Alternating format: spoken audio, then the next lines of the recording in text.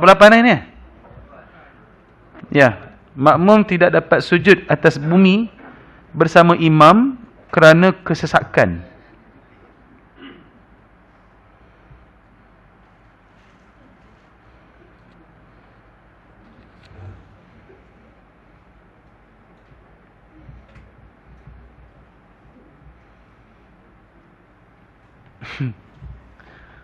Tuan dimohon ke Dewan sekarang. Penceramah dah sampai. Baik. Makmum tidak dapat sujud atas bumi bersama imam kerana kesesakan manusia pada sembahyang Jumaat. Okey. Apabila dihalangi, dicerita kita ni kalau sembahyang, ketika qiyam okey, ketika sujud semua orang jadi kembang. Kan? Bila qiyam rapat-rapat okey. Bila sujud dia akan jadi mengembang badan tu. Jadi menyebabkan kadang-kadang tak boleh nak sujud. Sebab apa? Sebab bila orang kembang orang ni menyebabkan ruang itu tak ada. Itu maksud dia. Siku akan kembang, baik lelaki baik perempuan. So macam ni macam mana nak buat? Okey. Kita kena tahu bila tak boleh sujud, dia akan jadi, bila tak boleh sujud, bila imam tu qiyam, barulah kita boleh imam tu bangun rakaat kedua, barulah kita boleh nak teruskan aktiviti sujud kita tu.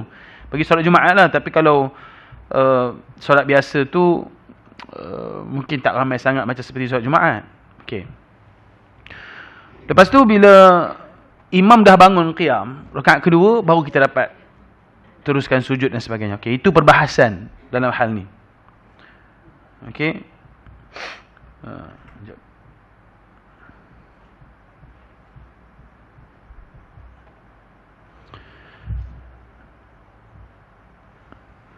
Apabila dihalangi dengan kesesakan dengan orang ramai pada sembahyang Jumaat daripada sujud di atas bumi serta imam pada rakaat yang pertama, dan kalau boleh ia sujud di atas belakang manusia.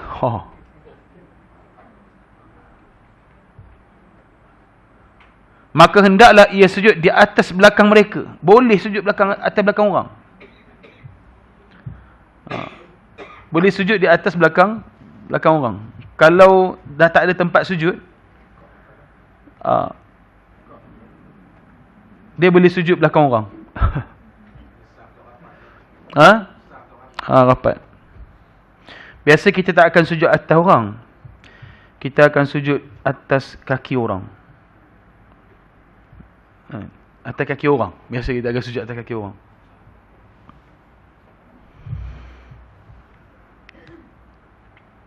Maknanya boleh sembahyang sujud atas belakang orang. Dia boleh kita lambatkan sujud kita. Dia ada dua keadaan. Baik, satu sujud atas belakang orang. Kata apa? Hendaklah disujud di atas belakang mereka, dan boleh juga sujud di atas tangan dan kaki dan baju mereka. Dengan syarat bahawa ia boleh melakukannya dengan kelakuan secara sujud, iaitu dengan bahawa adalah ia di atas tempat yang tinggi. Dengan sekira apabila ia sujud, terangkatlah punggungnya ke atas dan kepalanya rendah menjunam ke bawah. Maksudnya aktiviti sujud tu pastikan, perbuatan sujud tu pastikan punggung kita lebih tinggi daripada kepala. Tapi kalau sujud atas orang, rasanya punggung di bawah. Bila punggung dekat bawah, kepala lagi tinggi, tak boleh. Tak boleh. Syaratnya gitu.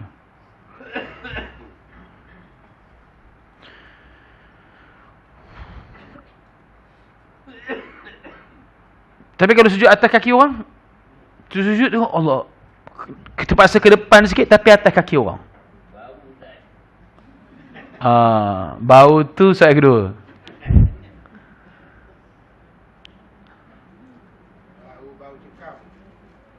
Okey, tapi itu cara satu penyelesaian, maknanya sujud. Teruskan perbuatan sujud. Baik, ada lagi satu ni. Dia kata apa? Dan jika tidak boleh sujud di bawah tu. Dan apabila ia boleh sujud seperti demikian tetapi ia tidak sujud, maka ia termasuk dalam takhalluf tanpa uzur. Okey, kita tengok pula penyelesaian di bawah. Dan jika tidak boleh sujud di atas bumi dan di atas belakang orang, maka mengikut qaul yang sahih, ia bolehlah tunggu sehingga hilang kesesakan. Kita nak ambil yang ni lah sebenarnya. Kita nak ambil hilang kesesakan ni.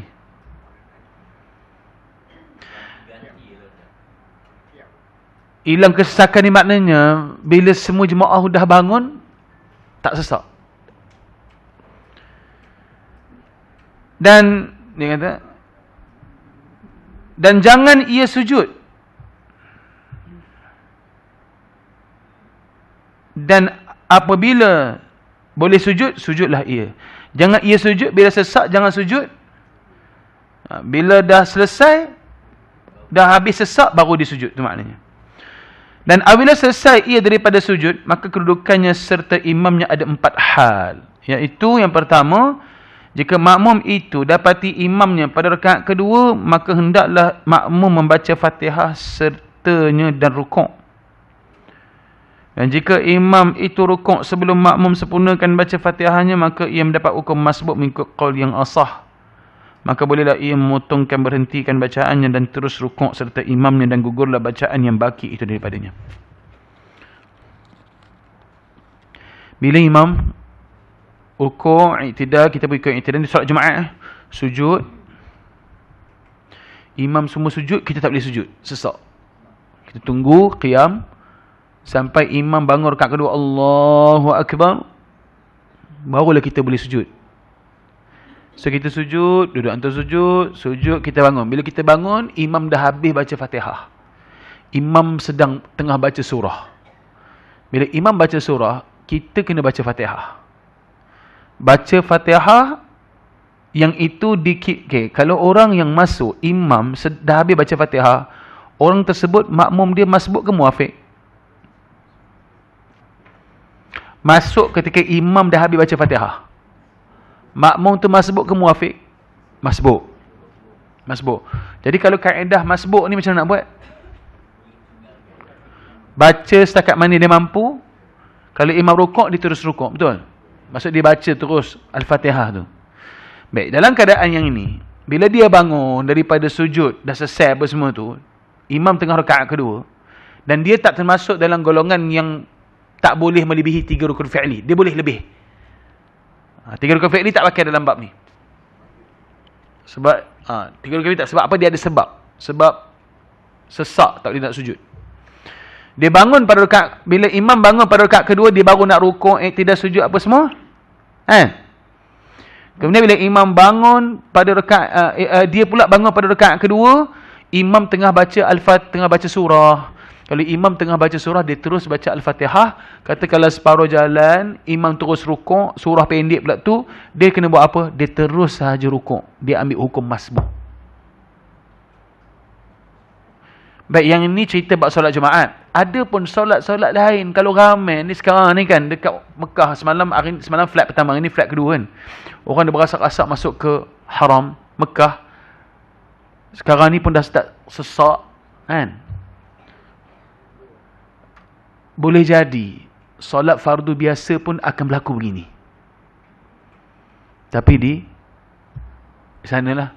Kalau di sini memang tak payahlah. Di sini tak sesak macam sana.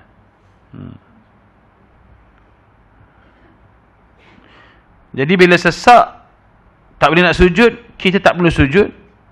Tunggu sampai imam bangun pada rakaat seterusnya, barulah kita start sujud. Bila dah lapang, katakanlah kita bangun imam sedang baca surah, kita dihukumkan seperti masbuk. Faham?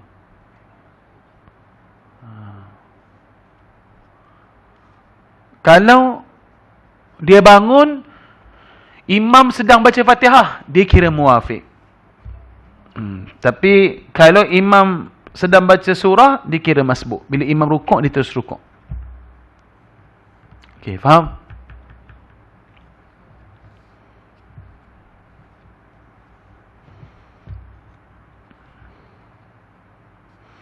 Dua.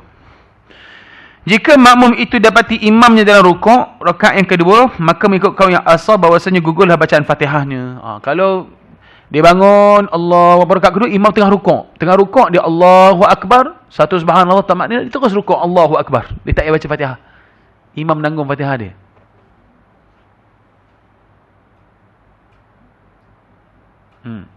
Boleh?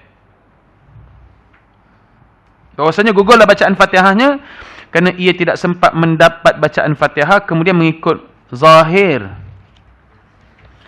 pendapat-pendapat ulama, ia dikira memperolehi rakaat yang kedua. Dengan ini rukuk, walaupun ia tidak sempat bertamakninah serta imamnya pada rukuk itu bersalahan dengan hal yang makmum yang masbuk, maka ia wajib bertamakninah serta imam padanya.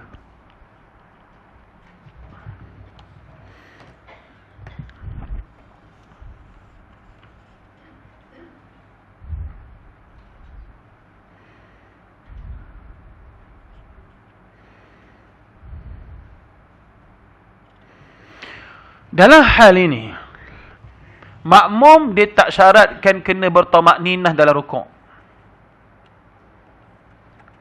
Kalau berselisih sekalipun,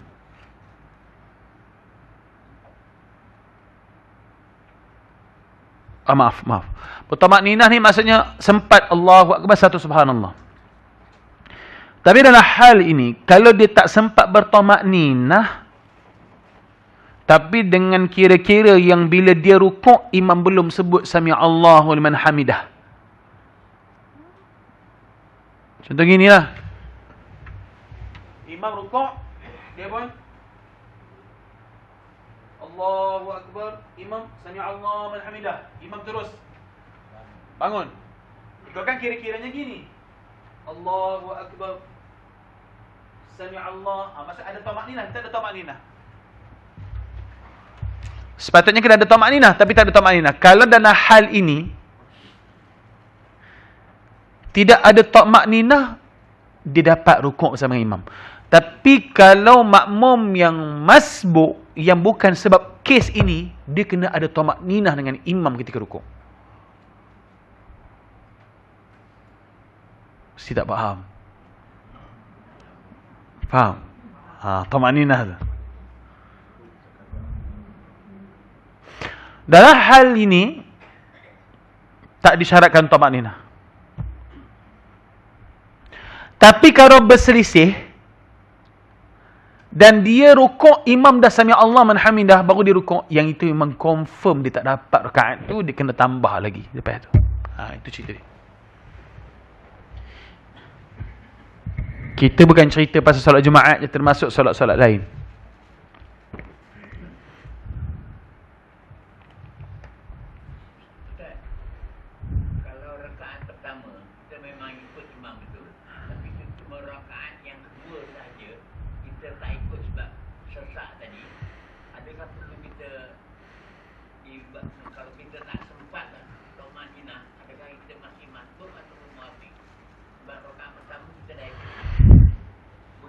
Dia punya ukuran dia mesti sempat rukuk dengan imam. Walaupun dalam rakaat pertama kita sempat rukuk dengan imam. Rakaat pertama ni kira dah habis lah. Dah habis. Yang kedua tu kena bukan ukuran yang dia dapat rakaat dengan imam tu mesti dia sempat rukuk dengan imam, walaupun dalam rukuk tu tak sempat tamakninah, dengan syarat imam belum sami Allah man hamidah. Tu cerita dia. Kalau kita tengah rukuk, elok nak rukuk, Allah, sami Allah, okey, berselisih ke automatik tak dapat. So apa dia boleh buat? Dia ikut je imam tu habiskan rakaat tu, kemudian bila imam bagi salam, dia tambah satu rakaat itu sebab dia tak sempat rukuk dengan imam. Okey, nampak? Sebab dikira makmum yang masbuk. Dalam keadaan sekiranya dia tidak sempat membaca Fatihah bersama imam.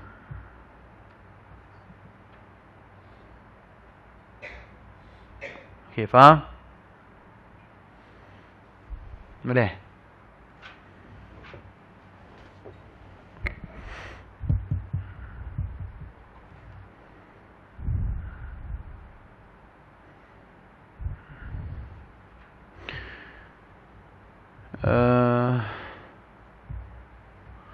Jika ia dapati imamnya, nombor 3 pula.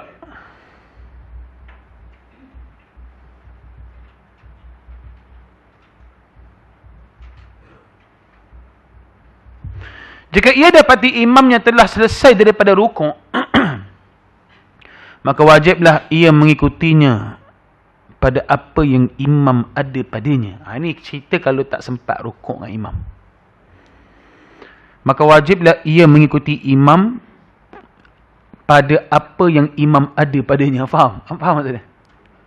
Imam tengah buat apa? Ikut je lah. Dan ia, yakni makmum, tidak dikira memperolehi rakaat itu, dan hendaklah ia bangun selepas salam imam kepada rakaat yang kedua, dan ia mendapat Jumaat dengan rakaat yang pertama. Jumaat ni beza sikit dengan solat biasa. Jumaat ni kalau tak dapat dua-dua rakaat, dia akan jadi zuhur. Dia kena buat 4 rakaat. Bila sampai imam di tengah rakaat kedua, kita baru masuk, kita tak dapat Jumaat, kita dapat zuhur. So orang ni kena tambah 4 rakaat. Awal-awal lagi dia dah ubah. Tapi kalau tak ubah niat pun tak apa. Sebab Jumaat dengan zuhur ni adalah benda yang berkait. Kalau tak cukup Jumaat, tak dapat Jumaat, dia twist kepada zuhur pun dah okey dah. Sebab dia automatik. Sebab dia tak boleh berpisah zuhur dan Jumaat.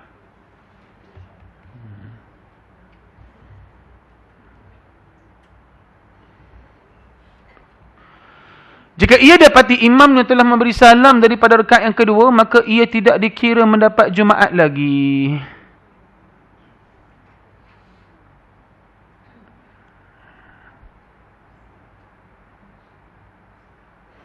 Dia sempat dengan imam agak sujud lama, baca Fatihah sujud lama, rukuk lama, duduk sujud lama, sujud balik lama, sampai dia bangun tu imam dah bagi salam rakaat kedua. Apa dia baca macam tu?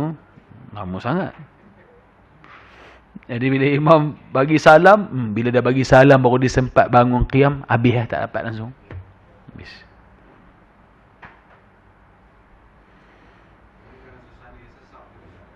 Ya.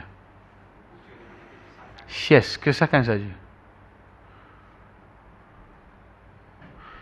Tapi sesak kita memang tak ada lah. Sesak kita belah-belah sana. Bukan Masjidil Haram, Masjid Nabawi. Sekarang ni mesti haji. Siapa yang pergi haji kan? Sekarang ni. Kalau dekat-dekat haji tu, memang sembahyang memang terpaksa kecilkan badan. Macam ni, qiyam. Sebab ramai orang. Dia sebenarnya memang badan kita ni bila berdiri okey. Bila sujud tu yang kembang tu menyebabkan kadang tak ada sempat nak sujud. Tapi kena ingat, jangan menyakiti orang lain. Kalau tak boleh sujud tu, tak payah sujud. Sabar.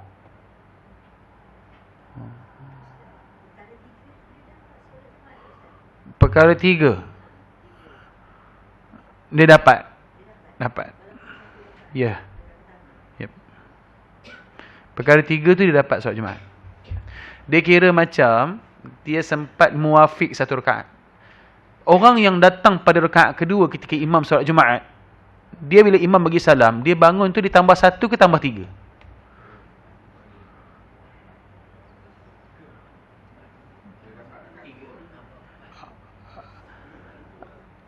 Kalau dia masuk pada rakaat kedua, dia sempat rakaat kedua dengan imam pada Jumaat, bila imam bagi salam, dia tambah 1 ke tambah 3? Tambah 1. Sebab dia dapat 1 rakaat. Kalau dia masuk setelah imam sami'allahu liman hamidah habis pada rukuk pada rakaat kedua, dia masuk dan dia kena tambah 4 rakaat. Sebab dia tak dapat walaupun 1 rakaat dengan imam. Okey, boleh Tak perlu ke tak dia membatalkan sembahyang dia? Tak perlu.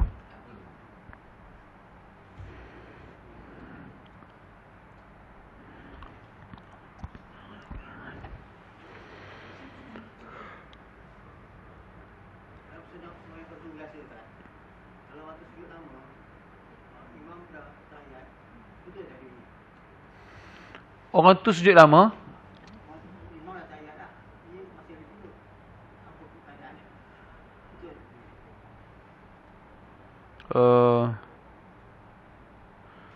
Orang tu sujud lama, imam dah tahiyat. Seseorang tu sujud lama. Macam tu kah? Imam dah tahiyat. Tahiyat akhir. Dia masih sujud lagi. Makmum tu jahil.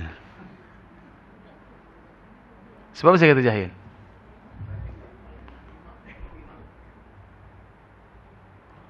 Dia makmum yang cantik. Dia segera mengikut pergerakan imam. Orang yang sujud akhir lama ketika solat jemaah mengikut imam, orang yang tak cerdik. Nak lama di mana? Nak lama dengan imam tu di mana yang nak buat sendiri tu? Ketika mana? Ketika mana yang kita nak lama? Boleh lama tak ikut imam? Ha? Masa tahiyat akhir. Kalau imam dah bagi salam, terputus dah, kita tak ada apa rukun lagi kita nak buat lepas tu dah. So situ bolehlah baca doa, Allahumma fil maqim qaddamtu wa ma akhartu wa ma alantu wa ma asrartu wa ma anta alim minna la ilaha illa ant. Allahumma inna na'udzubika min fitnatil mahya wa min fitnatil masiihid dajjal, fitnatil adzabil qabri wa min fitnatil adzabin nar. Semua tu kita boleh baca doa tu. Walaupun imam udah doa, udah pesan salam, Allahumma salli ala, kita tak habis, tak apa, tak. Sebab dah tak ada ikut imam dah. Tapi orang banyak sujud lama. Sujud lama tu jahil. Saya ada satu jemaah, saya di Kelebar tu, bukan sujud lama pada rakaat kedua je. Rakaat pertama sujud lama, nak bangun rukuk, nak bangun daripada, nak qiyam ke rakaat kedua tu dia sujud lama lagi. Saya tunggu masa macam mana, saya tak tegur. Bila saya bagi kuliah, dia tak datang. Saya dah bagi kuliah khas macam kita di sini di Kelebar tu setiap Ahad minggu kedua. Bila bagi kuliah tentang tu, dia tak datang. Tapi orang komplain lah, ustaz, macam mana ada satu jemaah kita, saya tahu tak siapa dia. Sujud pada rakaat pertama, sujud kedua, rakaat pertama, nak bangun rakaat kedua. Sujud apa lama-lama? Doa apa kat situ? Dia sebab apa? Bila imam tu bergerak, kita terus bergerak. Itu baru ideal, cantik solat jemaah begitu. Jangan nak delay-delay sangat. Kecuali memang kita ni ada masalah berat mulut. Nak sebut ayat Quran, nak sebut tasbih ni, itu lain cerita. Dia kena cepat. Imam Allahu Akbar, Allahu Akbar. Sami Allahu liman, sami Allah. Kita ambil, dia panggil muwafaqah. Imam gerak, kita gerak. Idza kabbara fakabbiru. Imam gerak, kita gerak. Imam takbir, kita takbir.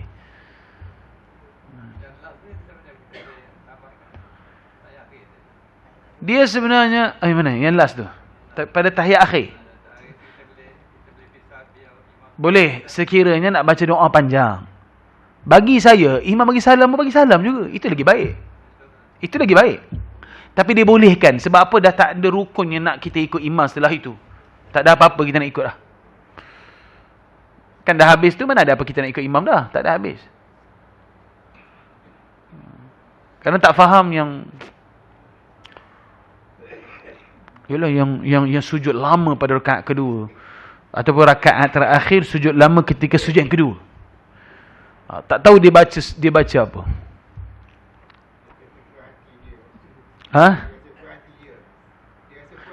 Puas hati tapi jahil. Jahil.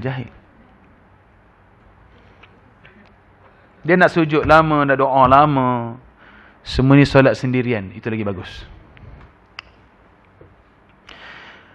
Okey, keempat, jika ia dapati imamnya telah memberi salam daripada rakaat yang kedua, maka ia tidak dikira mendapat Jumaat lagi. Kerana ia tidak sempat menyempurnakan baginya serta salam. Bersalahan kalau ia mengangkat kepalanya daripada sujud, kemudian imam memberi salam, maka ia dikira mendapat satu rakaat walaupun ia tidak membaca tasyahud berserta imamnya. Kalau imam bagi salam, baru dia angkat kepala. Yang itu, rakaat pertama, dia masih rakaat pertama, tak selesai lagi. Ya, dia tak selesai lagi. So, tak selesai lagi. Bila imam bagi salam, automatik dia tak dapat langsung Jumaat tu. So, dia kena tambah lagi 4 rakaat. Tapi, kalau dia sempat sujud lama tadi, baru imam bagi salam, dia masih dalam keadaan sujud yang kedua, dia dapat.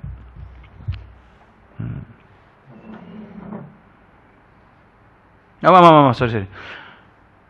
Kalau dia angkat kepala, Allahu Akbar, baru imam bagi salam, dia dapat rakaat tu. Itu ceritanya. Kalau imam bagi salam, dia masih belum angkat kepala dia tak dapat.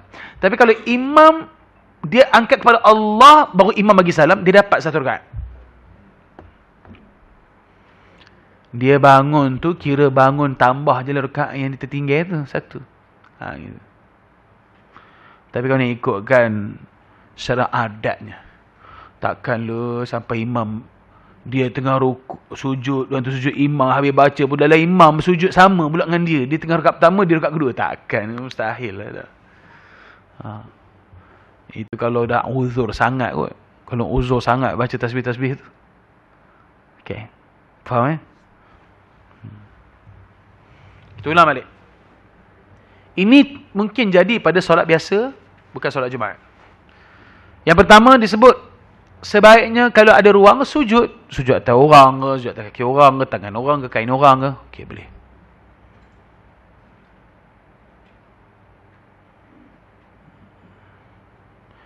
Boleh ke sujud atas kain orang?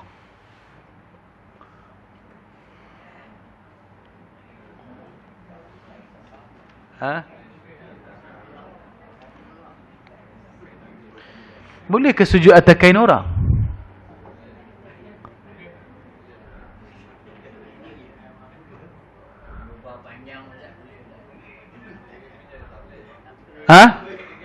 Ya. Sujud atas kain orang boleh. Sujud atas kain sendiri tak boleh. Betul. Contoh ibu-ibu sembahyang terkung tu, pastikan jangan sujud atas terkung sendiri. Pastikan buka luas terkung tu, jangan sujud atas telekung sendiri. Sujud atas telekung sendiri tak sah. Sujud atas telekung orang sah.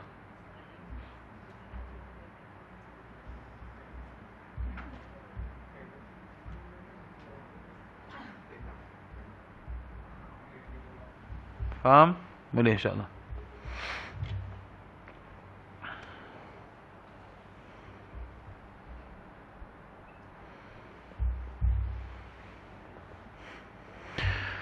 Kalau tak boleh juga sujud, maka ada pilihan sujud setelah imam bangun daripada selesai rakaat pertama, imam rakaat kedua, baru kita sujud. Yang pertama, bila sujud dah habis, kalau bangun ketika imam sedang baca Fatihah, dia dihukum sebagai makmum yang muafif. Tapi kalau dia bangun imam sedang baca surah, dihukum sebagai makmum yang masbuk. Maksudnya dia tak payah habiskan Fatihah dia. Dan sempat dia rukuk dengan imam itu tak disyaratkan tamakninah. Paling tidak sebelum imam sami Allahu liman hamidah, dia sempat rukuk. Tapi kalau dia rukuk, imam sebut sami Allahu liman hamidah, dia secara automatik tak dapat rakaat tu, dia ikut je pergerakan imam. Bila imam bagi salam, dia tambah satu rakaat.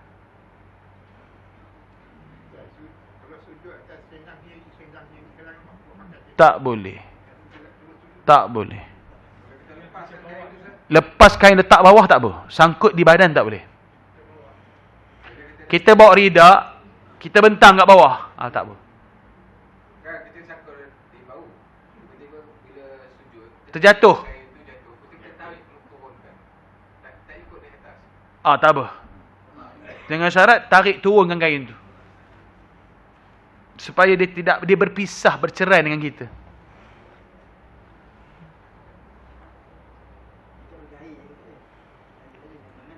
Tangan tak apa, dahi saja. Ingat, tangan tak apa, dahi yang tangan kalau terkena kain apa tak apa. Ni dahi. Dahi mesti direct. Jangan ada halangan. Tangan tak apa.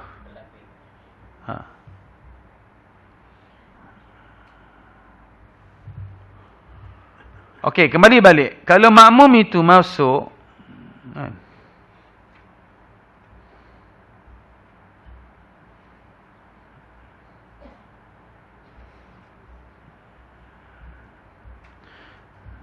saya nak ada mesyuarat ke? Jom.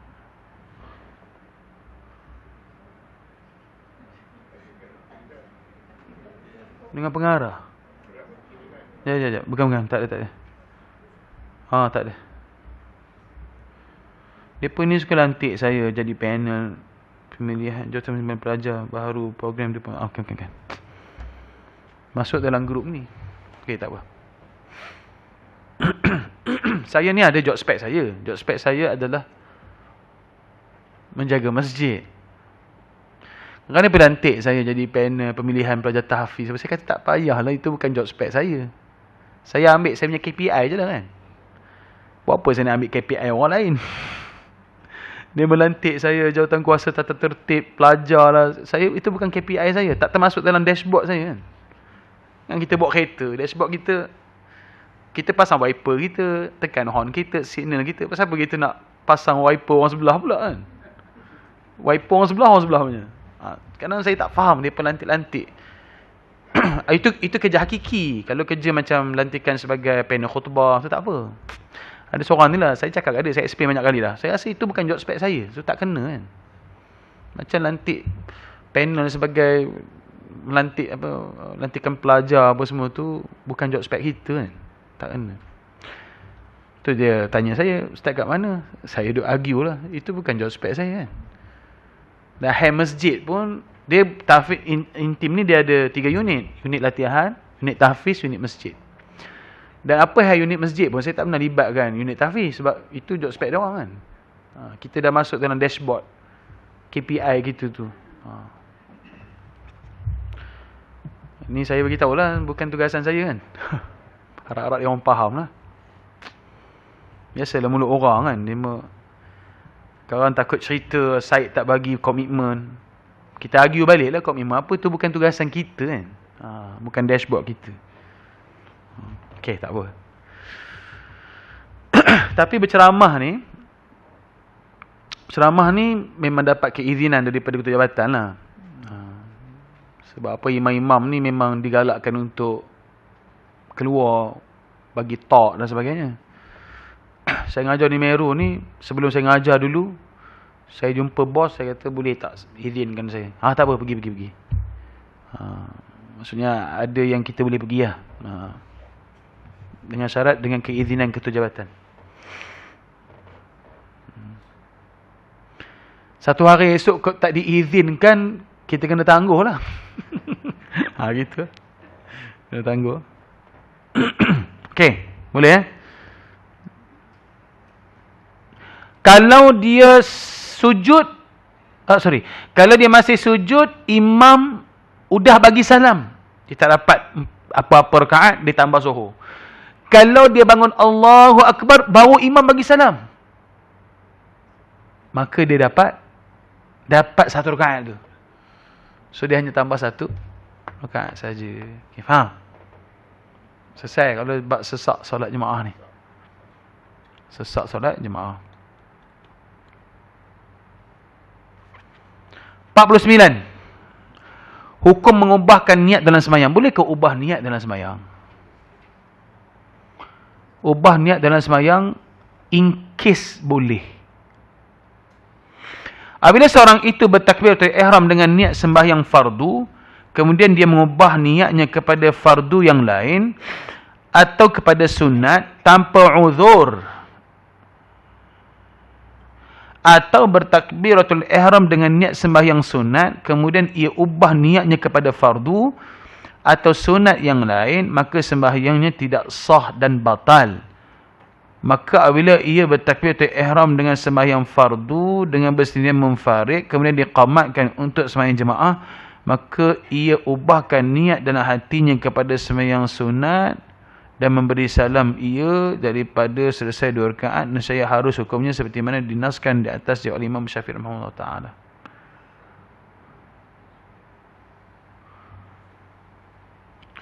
Seseorang takbiratul ihram dengan niat sembahyang fardu, kemudian ia mengubah niatnya kepada fardu yang lain atau sunat tanpa uzur. Situ dia punya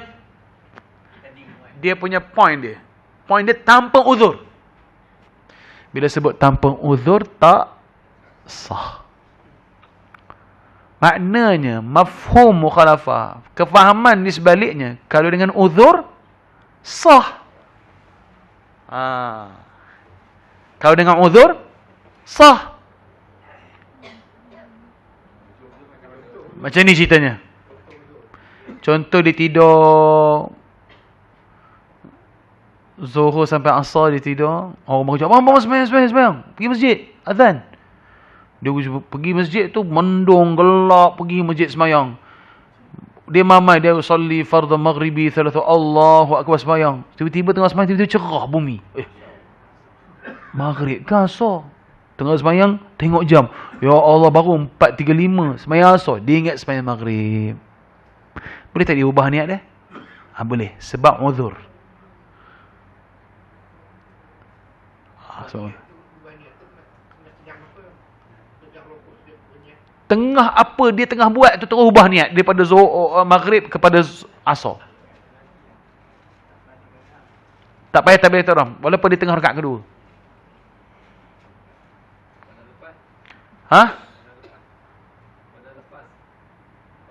Lepas habis kena buat lain .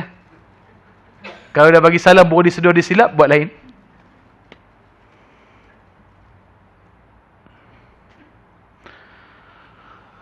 Kalau pergi semayang dekat RNR, selalu jadi pada maghrib dan isyak. Tak tahu dia ni semayang isyak ke semayang maghrib ke. Dia ni 3 rakaat ke 2 rakaat, macam mana nak buat?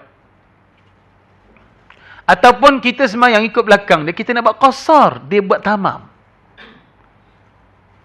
Kita dah niat qasar, tiba-tiba dia buat tamam.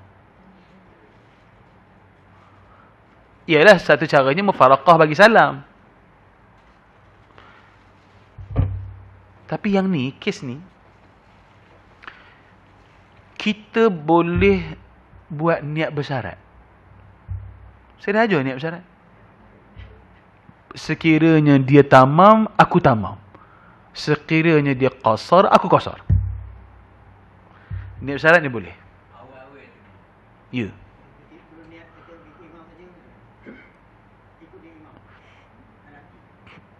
Tak boleh. Dia, yang itu tak diajar. Yang diterangkan kena niat bersyarat. Dalam itulah. Itu lagi selamat.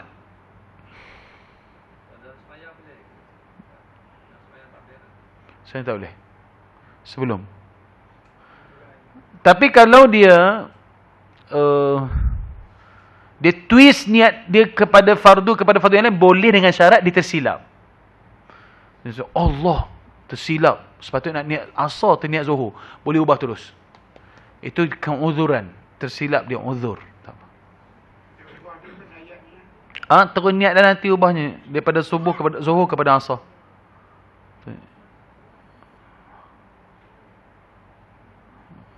Okey, boleh? Saya.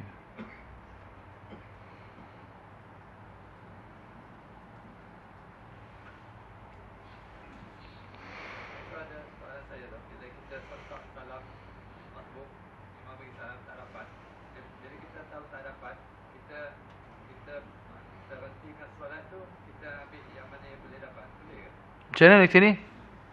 Yang itu tak kata tak dapat jemaah lah, pasal kita bagi takbir ihram tu serentak dengan Salam imam.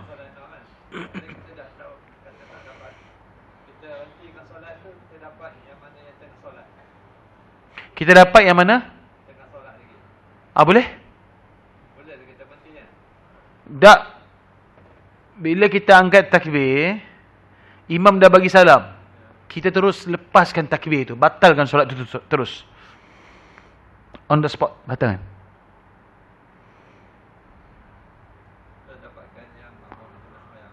Kita cari orang lain. Macam driver bas, udah tutup enjin, takkan nak naik bas lagi dengan dia. Dia mesti halau kita suruh turun. Cari bas lain. Tolonglah cik, bawa juga kami. Kami dah habis, dah berhenti dah. Takkan nak naik lagi. Sama. Bila imam tu udah bagi salam, kita elok nak angkat takbir, orang kata dah naik satu tangga bas tutup enjin, cari bas lain. Jangan teruskan solat. Teruskan solat, batal. Untuk apa nak ikut imam dah habis, dah imam dah bagi salam? Dah tutup enjin dah. Nak tutup pintu ni.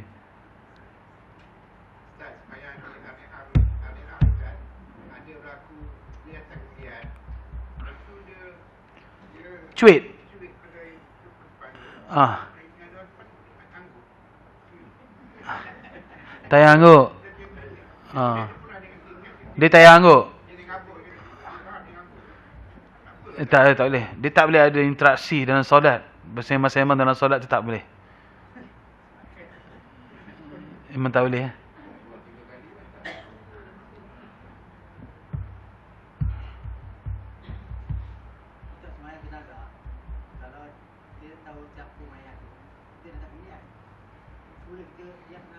Ini saya bagi hal lain-lain. Kita buat soal jawab sikit.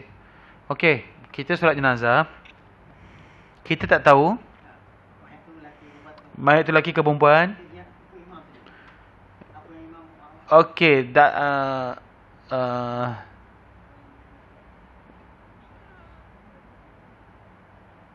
Dia saja aku sembahyang atas jenazah ini. Dalam diri kita tak tahu lelaki ke perempuan. Kita boleh niat, aku sembahyangkan atas jenazah ini mengikut imam Allah Ta'ala. Okey. Dan doa kita boleh baca dhamirhum, Allahumma ighfir lahum warhamhum wa'afihim wa'fu anhum. Sebab ramai, tak apa.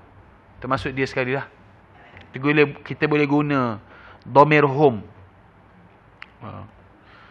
Dan tidak menjadi syarat. Kalau tersilap pun tak apa. Tersilap laki ke perempuan ke tak. Cuma imam jangan silap. Kalau laki-laki, kalau perempuan, imam kena tahu. Jenazah siapa imam? Toh laki perempuan sembahyang je lah. Tak boleh. Dia kena tahu siapa jenazah tu. Makmum tak apa.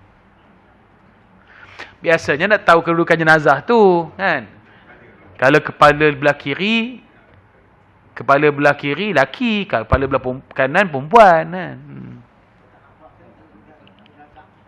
Tak nampak betul lah. Saya pernah je sembahyang jenazah kepala perempuan belah kiri. Saya pernah. Bergaduh-gaduh, ustaz boleh ke sah? Tak, itu sunat je.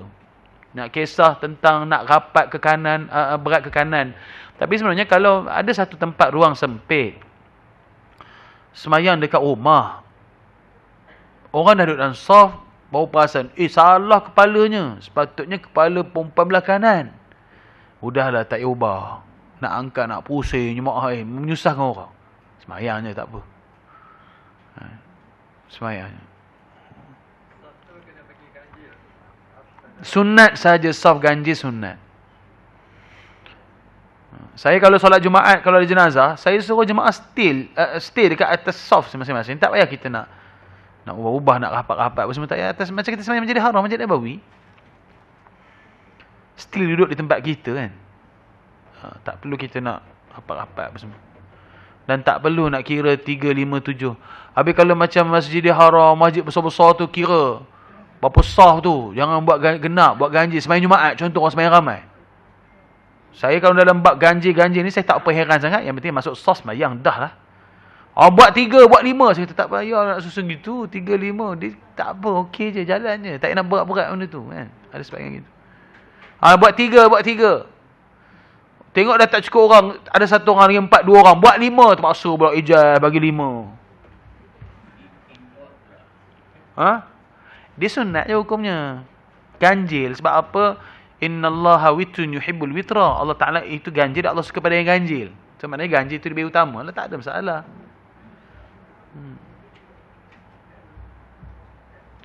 Bukan maknanya Allah Ta'ala itu ganjil, suka pada ganjil, semua kita nak buat ganjil. Tapi kahwin 4 dan kahwin 3. Itu elok genap pula. Contoh kan. Itu lain. Yang itu perempuan yang tak suka genap, suka ganjil. Itu lain cerita. Maksud ganjil Allah Ta'ala itu Allah esa. Itu maksud Allah witrun, Allah tu esa ganjil. Maksudnya tak ada kedua. Kan? Tapi ada sunnah yang ganjil. Contohnya Nabi ulang menyapu anggota wuduk itu dengan ganjil 3-3. Itu lain pula. Ada part yang perlu ganjil, ada part yang perlu genap. Tak masalah. So dalam solat sunat, dalam solat janazah, Memang ikut mana-mana. Tak payah kita nak berat-berat kan. Ha.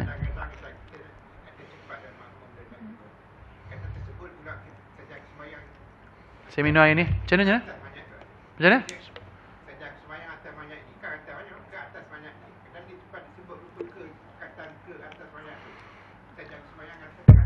Boleh. Mana-mana pun tak apa.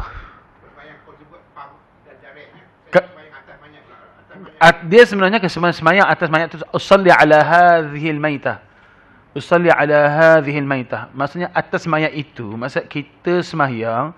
Kita solat doa bagi si mati. Itulah maknanya. Dia atas yang bermakna atas itu bukanlah seperti yang kita faham. Atas dia tidak. Atas tu Allahumma salli ala Muhammad. Aku selawat ke atas Nabi. Maknanya. So guna perkataan ala atas tu. Kita tak boleh terjemahkan mengikut makna kita di Malaysia ni. Dia tak boleh. Dia ke atas. Kalau macam tu sahaja aku semayang. Semayang ni sesaja ke serius? Ini tak boleh kita nak kaitkan sahaja tu. Ni semayang ni sahaja-sahaja je semayang. Bukan maksud sahaja tu sahaja-sahaja. Menyengahajakan itu bahasa tu adalah memang secara rela hati kita nak buat ibadat tu. Itu makna dia. Sebab ada maksud yang kita boleh kaitkan dengan maksud Melayu, ada yang tak boleh. Itu specialnya bahasa Arab. Kena faham istilah fiqh. Macam mana? Yalah. Dia ada makna yang tak boleh. Saja aku semayang ke atas mayat ni. Semayang atas mayat. Semayang atas mayat aku semua pakai sujud atas perut mayat lah. Bukan maksud kita. Maksud usalli ala hadhil maitah bagi perempuan, usalli ala hadzal mayyiti itu perempuan, lelaki. Itu beza tu. Usalli ala hadzal mayyitil hadir. Aku solat di atas ke atas jenazah lelaki ini yang ada jenazah di depan mata kita.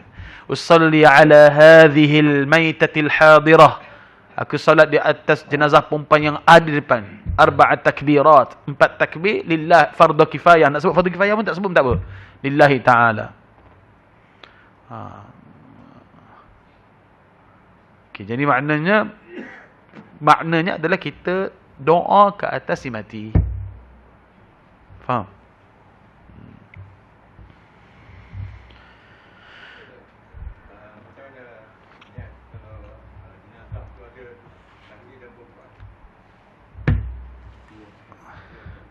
Usalli ala al-amwat. Itu je. Saya kalau ramai-ramai, kalau di Masjidil Haram tu kan, as-salatu 'ala al-amwati wat-tifli yarhamkumullah. Maksudnya ada ramai jenazah dewasa dan seorang kanak-kanak. As-salatu 'ala al-amwati wal-atfal.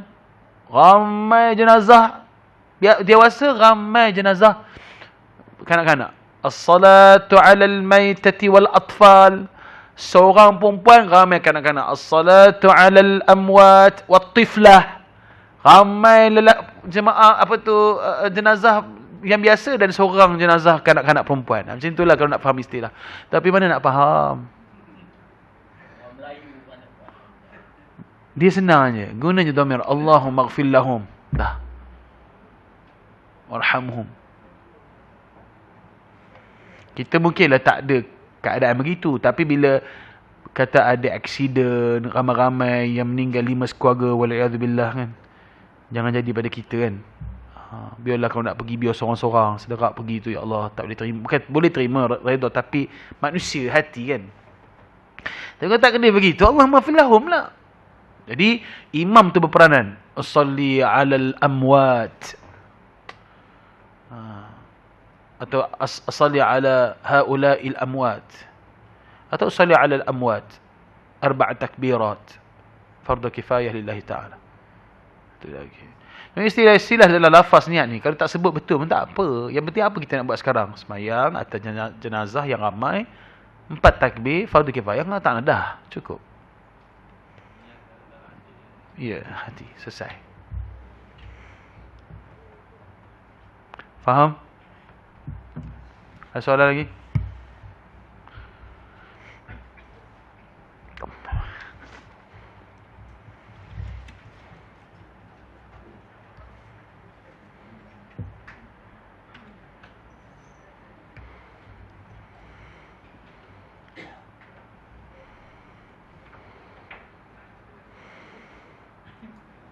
Kalau tak ada, wallahu a'lam. InsyaAllah kita sambung kuliah akan datang.